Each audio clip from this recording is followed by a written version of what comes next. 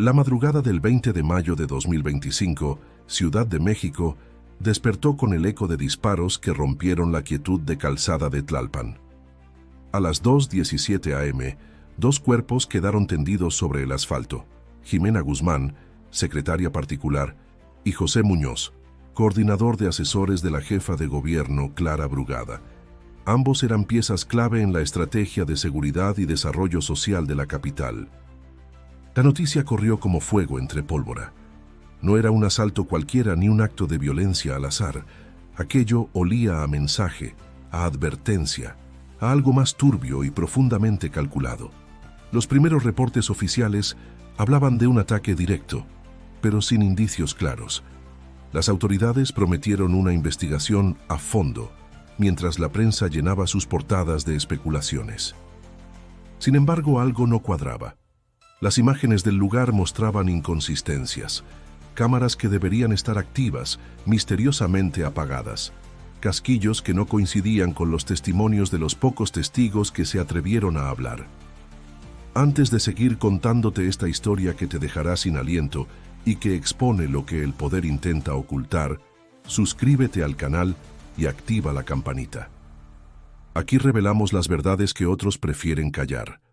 En ese mismo instante, en un departamento al sur de la ciudad, Omar García Harfuch observaba la noticia desde su computadora. Años atrás, había sido uno de los hombres más poderosos dentro de la Secretaría de Seguridad Ciudadana, pero ahora, alejado de los reflectores, se dedicaba a investigar lo que otros no podían o no querían. Lo que vio esa mañana no era solo una noticia más. Reconocía el patrón. Lo había visto antes, demasiadas veces. A las 6:43 a.m. su celular vibró. Un número desconocido. Dudó un segundo, pero contestó. La voz al otro lado era baja, nerviosa. No te puedo decir quién soy, pero algo no está bien.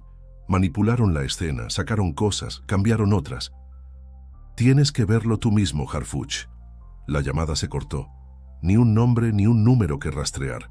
Su instinto le gritaba que debía moverse rápido. Sabía cómo operaban estos encubrimientos. Las primeras horas eran clave. Si alguien estaba alterando pruebas, al amanecer ya no quedaría rastro alguno. Sin perder tiempo, Harfuch se vistió, tomó su libreta, su grabadora y su viejo chaleco antibalas. Condujo directo al punto del crimen. A su llegada encontró un despliegue policial reducido, casi simbólico. Las cintas amarillas apenas rodeaban el sitio, y los peritos parecían más interesados en llenar formularios que en buscar evidencias reales. Se acercó a uno de los agentes, viejo conocido de sus tiempos en la SSC. ¿Quién está a cargo aquí?, preguntó con voz firme. El agente dudó, tragó saliva. Comandante Espinosa, pero ya se fue hace una hora. Se fue. ¿Con la escena así? Harfuch miró alrededor. ¿Las cámaras? Fallaron. No hay grabación, respondió el policía bajando la mirada. Algo no encajaba. Harfuch comenzó a caminar por la zona. Su ojo entrenado detectó de inmediato casquillos que no estaban marcados, huellas que no habían sido cercadas y, lo más extraño, un punto donde claramente se veía que un vehículo se había detenido, pero no había registro de él en los informes preliminares. Se acercó a una tienda cercana que, según recordaba, tenía cámaras de seguridad apuntando a la calle. Golpeó la persiana metálica hasta que un hombre mayor abrió con desconfianza. No vengo a molestar. Soy Omar García Harfuch. Necesito ver las grabaciones de anoche. Es por el caso del asesinato. El hombre dudó, pero algo en la mirada de Harfuch le hizo asentir. Lo hizo pasar al fondo del local. Revisaron juntos las grabaciones. A las 2:14 a.m. claramente se ve un auto gris detenerse en la esquina. Dos sujetos bajan, uno de ellos con un arma larga. Caminan directo al lugar donde Jimena y José estaban estacionados. Los disparos ocurren fuera de cuadro, pero luego se ve cómo los agresores regresan al auto. Y detrás de ellos, una patrulla que debería haber reaccionado simplemente da vuelta y se aleja. Ese video nunca fue mencionado en el parte policial. ¿Le avisaron a la policía que tenían esto?, preguntó Harfuch. Sí, vinieron dos oficiales, vieron las cámaras pero dijeron que no servía, que no se veía nada, y se fueron. Harfuch sintió un nudo en el estómago. Sabía exactamente lo que eso significaba. El encubrimiento estaba en marcha. ¿Y si los implicados eran capaces de borrar pruebas de un doble asesinato de funcionarios de alto nivel, qué más estarían dispuestos a hacer? Tomó una copia del video, anotó los datos del testigo y salió de la tienda. Respiró hondo mientras miraba la escena una vez más. No podía ignorar esto. Sabía que meterse significaba enfrentarse, otra vez, a los fantasmas del poder. Y ese era un riesgo que estaba dispuesto a correr. Harfuch condujo directamente a su pequeño centro de operaciones, un modesto despacho donde almacenaba información de casos abiertos, documentos clasificados y pruebas que nadie más quería custodiar. Conectó el video a su computadora, hizo varias copias y comenzó a analizar cada segundo de la grabación. Los rostros de los agresores no eran completamente visibles, pero el vehículo, un sedán gris con un golpe en la parte trasera izquierda, era una pista valiosa. Marcó a un contacto dentro del registro vehicular. Necesito que me rastrees un sedán gris, modelo 2022, con un golpe en la parte trasera izquierda. Zona Benito Juárez. Urgente. Sabes que esto no es legal, respondió el hombre al otro lado. No es legal que maten funcionarios y manipulen la escena. Hazlo. Hubo silencio. Luego, un suspiro resignado. Dame 2 horas. Mientras esperaba, Harfuch revisaba los informes públicos del caso. Nada cuadraba. Según la tarjeta informativa de la Secretaría de Seguridad Ciudadana, SSC, los policías llegaron minutos después del ataque, aseguraron la escena y entregaron los indicios a la fiscalía. Pero eso no coincidía con el video. La patrulla que aparece alejándose estaba en la zona en el momento exacto del crimen, y en vez de intervenir se retiró. Eso era más que negligencia, era complicidad. A las 2 horas exactas, su contacto respondió: encontré el coche. Está registrado a nombre de una empresa de seguridad privada que, sorpresa, pertenece a un exagente de la SSC, Luis Carranza. Harfuch apretó los puños. Conocía ese nombre. Carranza fue separado del cargo hace 3 años por su presunta participación en una red de extorsión, aunque nunca pisó la cárcel. Tenía amigos en los lugares correctos. Decidido a no perder tiempo, Harfuch se dirigió al domicilio fiscal de la empresa. Era un edificio abandonado en Iztacalco, pero desde lejos detectó movimiento. 3 hombres armados vigilaban la entrada. Claramente no era una simple oficina fantasma. Sacó su cámara de largo alcance y comenzó a documentar todo: placas de vehículos, rostros, movimientos. Mientras registraba, su celular volvió a sonar. Otro número desconocido. «Estás cruzando una línea peligrosa, Harfuch», dijo una voz distorsionada. «Aléjate mientras puedas. Esto no es tu guerra». La llamada se cortó antes de que pudiera responder, pero el mensaje estaba claro. Sabían que él estaba investigando. No era paranoia, era una advertencia directa. Regresó a su oficina, revisó las imágenes y encontró algo revelador. Uno de los hombres que custodiaban el edificio era Juan Méndez, un policía activo de la SSC, condecorado hace apenas 6 meses por acciones destacadas en combate al crimen. Su rostro aparecía en múltiples fotos oficiales. ¿Cómo podía un policía en activo estar custodiando un edificio relacionado con el vehículo usado en el crimen? Harfuch hizo varias llamadas más, cruzando información. Así surgieron 2 nombres que repetían constantemente: Juan Méndez y Raúl Ortega, ambos policías asignados al sector de Benito Juárez. Ambos con expedientes limpios en apariencia, pero con múltiples señalamientos internos que nunca prosperaron. Buscó en el sistema de asuntos internos y encontró algo escalofriante. Apenas 2 días después del crimen, se había abierto discretamente una investigación administrativa contra Méndez y Ortega por posible alteración de indicios. Sin embargo, el informe no se hizo público. Todo se manejaba en silencio. Se preguntó entonces, ¿Estaban actuando por cuenta propia o seguían órdenes superiores? No tardó mucho en recibir la respuesta. Una fuente dentro de la fiscalía le filtró un documento confidencial, un peritaje balístico alterado. Según ese documento, las balas recuperadas en la escena no coincidían con ninguna de las armas aseguradas. Pero Harfuch sabía que eso era falso. Su video mostraba claramente a los sicarios disparando con armas largas, pero el informe oficial solo registraba balas de calibre bajo, típicas de armas cortas. Eso solo podía significar una cosa: alguien dentro de la investigación estaba encubriendo el verdadero móvil del crimen. Mientras ataba cabos, su computadora emitió una alerta. Una cámara de tráfico cercana, de las pocas que aún estaban funcionales, había captado un fragmento crucial: el sedán gris seguido, a corta distancia, por una patrulla de la SSC justo antes del ataque. La misma patrulla que tras el crimen desapareció del lugar. Confirmado. No era una simple omisión, era acompañamiento, era protección. La adrenalina subía. Harfuch entendía que ahora se enfrentaba no solo a sicarios contratados, sino a una red de corrupción dentro de la propia policía. Sabía que con esto estaba tocando nervios muy sensibles, y también sabía que a partir de este momento su vida estaba oficialmente en peligro. Encendió su grabadora y con voz firme comenzó a dejar constancia.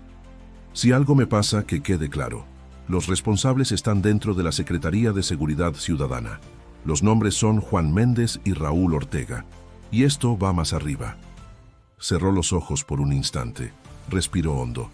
Sabía que lo peor apenas comenzaba. La mañana siguiente, Harfuch sabía que debía actuar con rapidez. Su primer movimiento fue solicitar una reunión privada con Clara Brugada.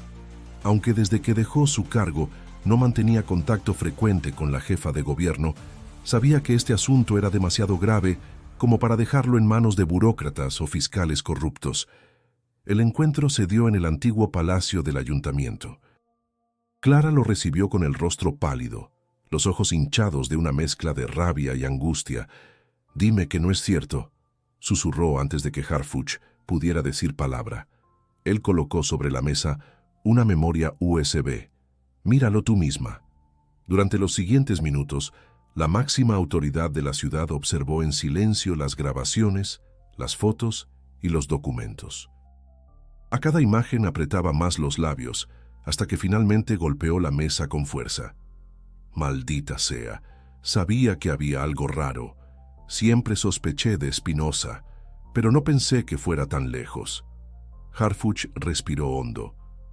Esto no es solo Espinosa, Clara. Esto llega más alto. Hay una red operando dentro de la SSC. Y si no actuamos ya, van a sepultar este caso como lo han hecho con tantos otros. Clara se llevó las manos al rostro, temblorosa.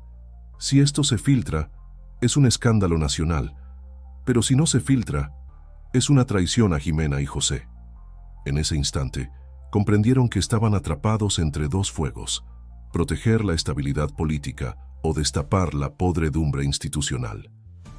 Y ambos sabían que la segunda opción era la única moralmente aceptable, aunque las consecuencias fueran impredecibles.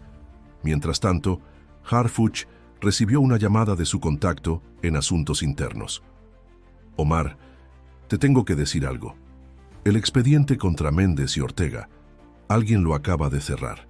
Oficialmente no hay investigación en curso y alguien está ordenando borrar registros digitales».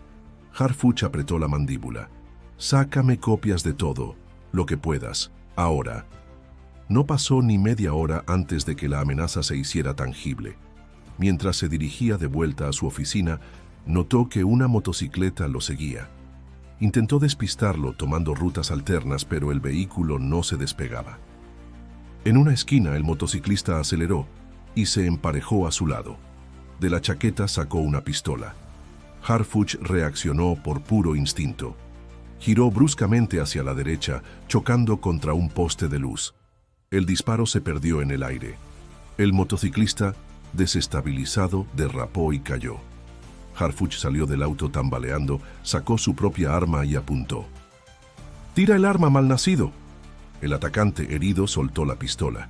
Harfuch se acercó, lo esposó con unas bridas plásticas que siempre llevaba y mientras lo registraba, encontró una credencial de la SSC, nombre Raúl Ortega. Lo que Harfuch temía se confirmaba.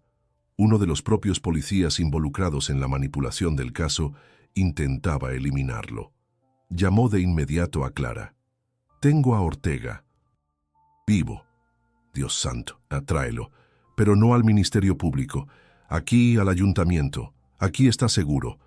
Durante el trayecto, Harfuch sabía que Ortega representaba la llave para abrir la puerta de toda la red, pero también sabía que si la información que Ortega poseía salía a la luz, varios nombres poderosos caerían. Ya en el ayuntamiento, encerrado en una sala de reuniones, Ortega, con el rostro ensangrentado y las manos temblorosas, comenzó a hablar.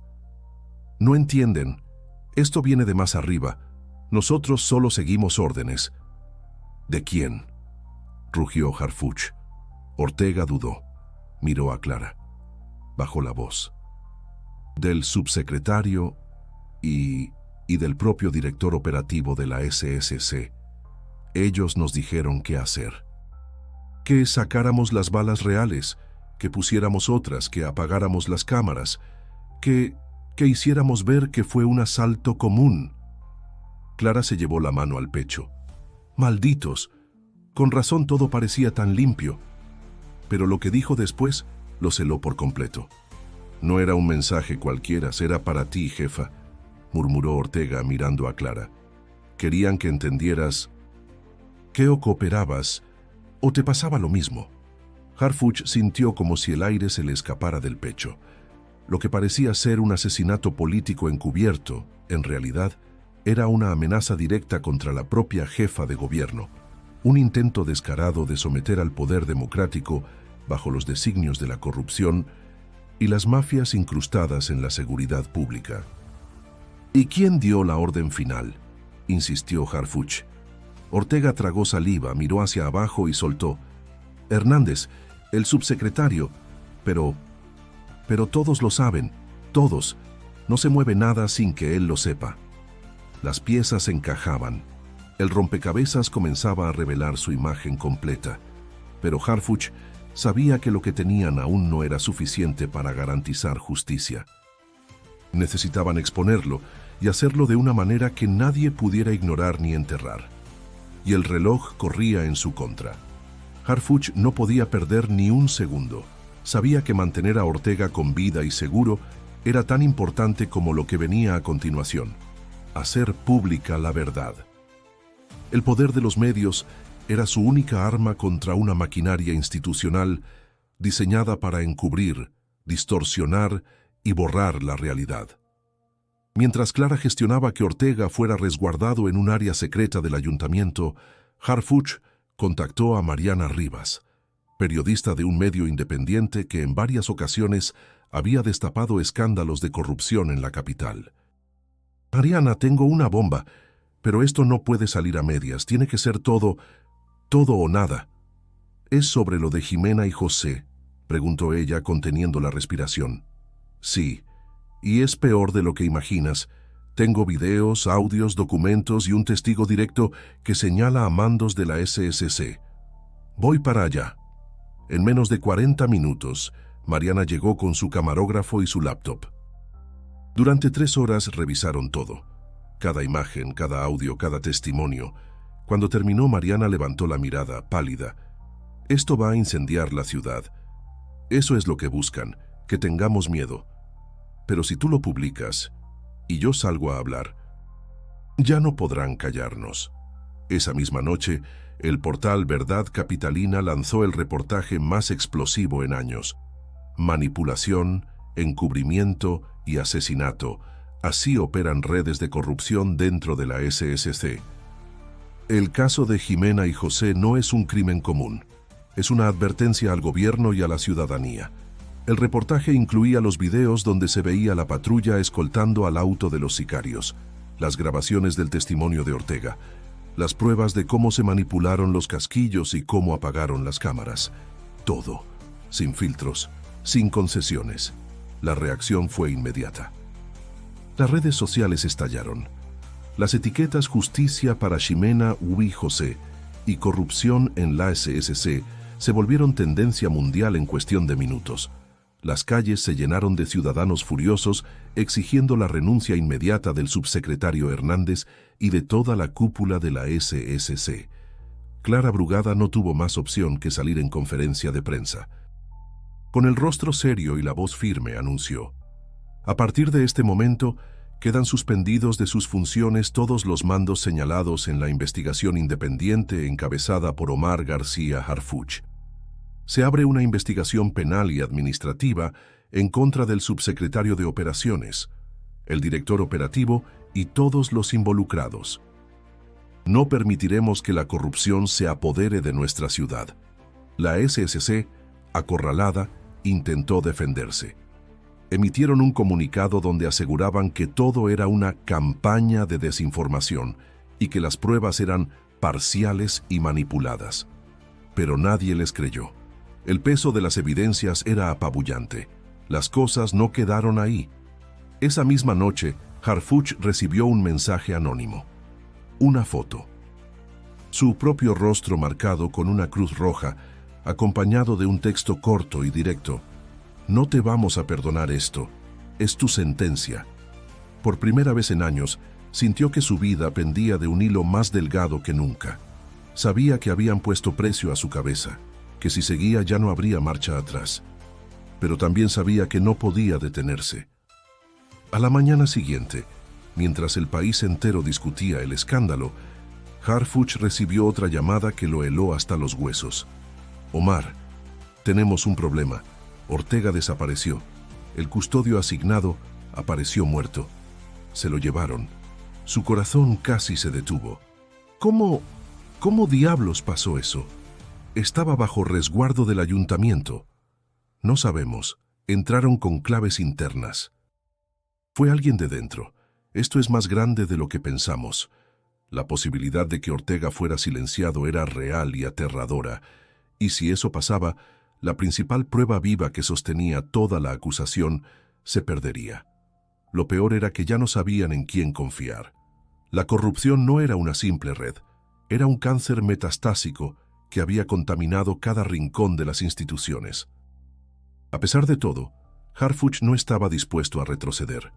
Sabía que el impacto del reportaje ya había provocado algo que no tendría marcha atrás. La opinión pública estaba despierta, vigilante y furiosa. Y eso, tal vez, era su mejor protección. Se encerró en su oficina, miró los archivos, los videos, las fotografías. Cada imagen era un recordatorio de que Ximena y José habían muerto no solo por estar en el lugar equivocado, sino porque se enfrentaban a poderes oscuros que operaban desde las propias estructuras del Estado. Sabía que el desenlace estaba cerca, y que ese desenlace, cualquiera que fuera, marcaría un antes y un después en la historia de la Ciudad de México. Las horas siguientes fueron un torbellino de tensión y caos. La noticia de la desaparición de Ortega corrió como pólvora. Algunos medios lo daban por muerto. Otros aseguraban que había sido trasladado a un lugar seguro por fuerzas desconocidas. Nadie sabía con certeza qué estaba ocurriendo. Harfuch, con la mandíbula apretada y los ojos inyectados de furia, no podía permitirse el lujo de entrar en pánico. Sabía que si caía en el juego del miedo, los verdaderos culpables ganarían. Encendió su grabadora.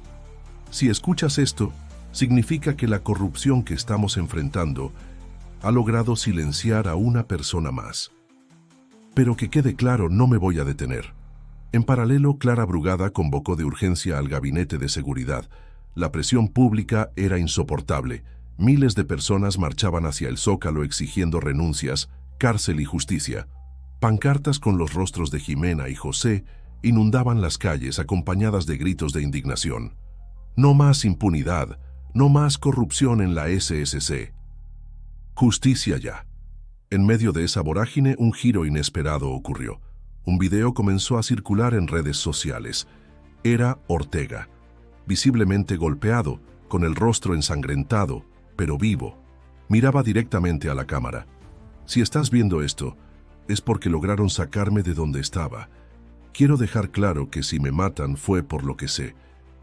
Las órdenes del asesinato de Jimena Guzmán y José Muñoz vinieron directamente de Ricardo Hernández, subsecretario de Operaciones de la SSC, y fueron autorizadas, o al menos permitidas, por el director operativo. También hay implicados mandos del sector Benito Juárez y miembros de la Dirección de Inteligencia. Todo porque Jimena y José estaban investigando desvíos de recursos y amenazas internas contra la jefa de gobierno. Ese video fue la chispa final. Las calles estallaron. Los medios nacionales e internacionales comenzaron a cubrir minuto a minuto la crisis en la Ciudad de México.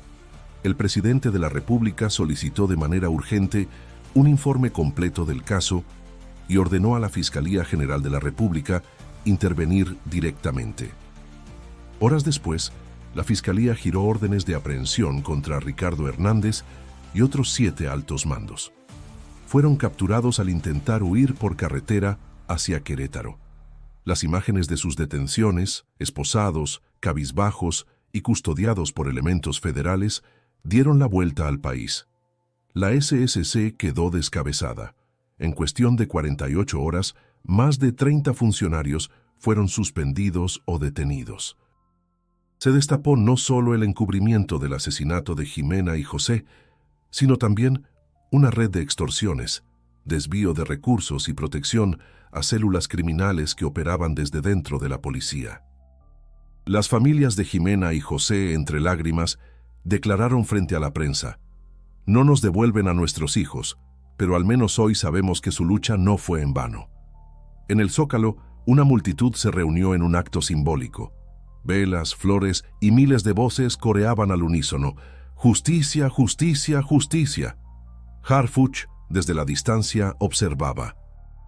Sabía que aunque la red cayó, esto era solo una parte del iceberg. La corrupción no se extingue de la noche a la mañana, pero al menos, por esta vez, la verdad había ganado. En una entrevista final, Mariana Rivas le preguntó: "Omar, después de todo esto, ¿qué sigue para ti?". Él miró directo a la cámara con la voz firme: "Seguir. Mientras haya una mentira que desenmascarar, mientras haya una víctima que buscar justicia, no pienso detenerme". Se despidió de la reportera, miró el cielo nublado de la ciudad y pensó en Jimena, en José, en los cientos que no tuvieron voz, y juró, en silencio, que nunca dejaría que el miedo le robara la convicción. Si te impactó esta historia, no olvides suscribirte al canal. Y te invito a que des clic en el video que aparece en pantalla para seguir descubriendo las verdades que el poder no quiere que conozcas.